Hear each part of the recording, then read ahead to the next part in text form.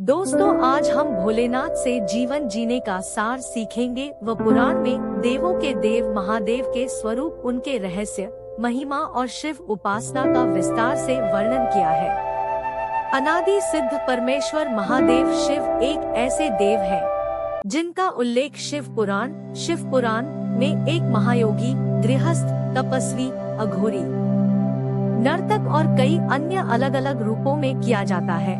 आमतौर पर पूरी दुनिया में लोग जिसे भी दैवीय या दिव्य मानते हैं, उसका वर्णन हमेशा अच्छे रूप में ही करते हैं। यदि आप शिव पुराण पढ़े तो आपको उसमें कहीं भी शिव का उल्लेख अच्छे या बुरे के तौर पर नहीं मिलेगा।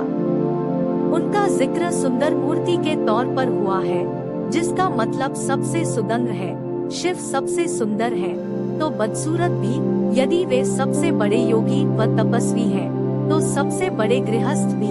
वे अनुशासित हैं, तो अनुशासन तोड़ते भी हैं। वे महान नर्तक हैं, तो पूर्णतः स्थिर भी। इस दुनिया में देवता, दानव, राक्षस सहित हर तरह के प्राणी उनकी उपासना करते हैं। शिव के बारे में तमाम ऐसी कहानियां भी हैं जो कम प्रचलित हैं, पर जिनमें शिव का सार निहित है।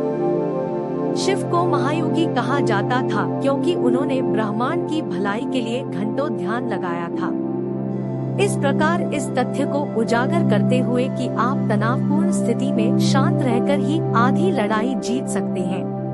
किसी समस्या को हल करने के लिए यह वास्तव में सबसे अच्छी रणनीति है। शिव जी का एक रूप उनका अर्धनारीश्वर रूप है, जिसमें एक आधा हिस्सा शिव जी का तो आधा हिस्सा पार्वती, जो कि उनकी पत्नी है, का है। यह शिव जी के पत्नी प्रेम, आदर एवं महत्व को दर्शाता है। एक कथा में शिव ने मृत शरीर पर बैठकर अघोरियों की तरह साधना की है। एक अघोरी के लिए जिंदा और मरे हुए शरीर में कोई अंतर नहीं होता। वह एक सजी संवरी देह और व्यक्ति को उसी भाव से देखता है जैसे एक मृत शरीर को। इसकी सीधी सी वजह है कि वह पूरी तरह से मानसिक विचारों के जाल में नहीं फंसना चाहता। घोर का मतलब है भयंकर। इस प्रकार अघोरी का मतलब है जो भयंकरता से परे हो। शिव भयंकरता से परे है।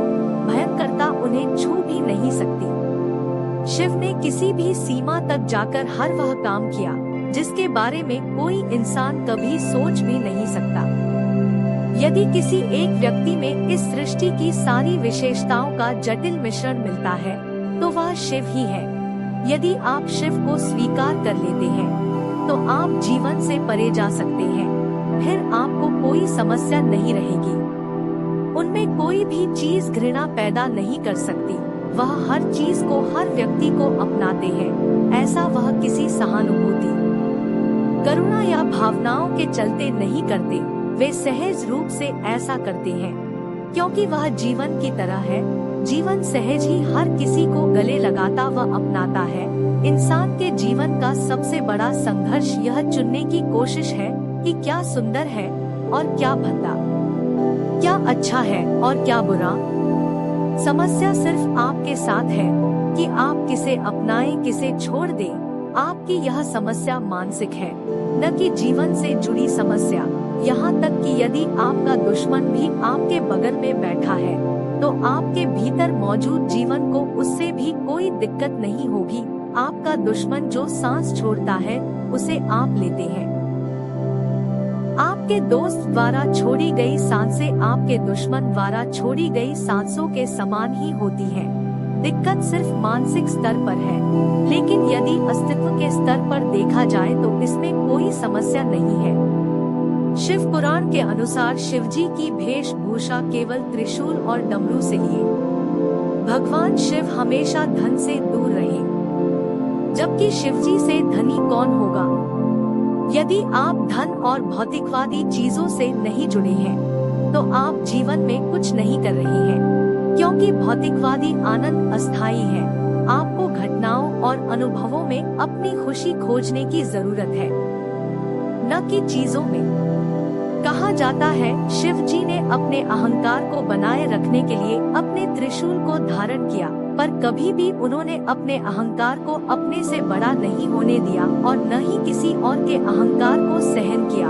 आपका अहंकार ही है जो आपको सफल होने से रोकता है। भले ही अहंकार रखो, लेकिन कभी भी उसे अपने ऊपर हावी मत होने दो।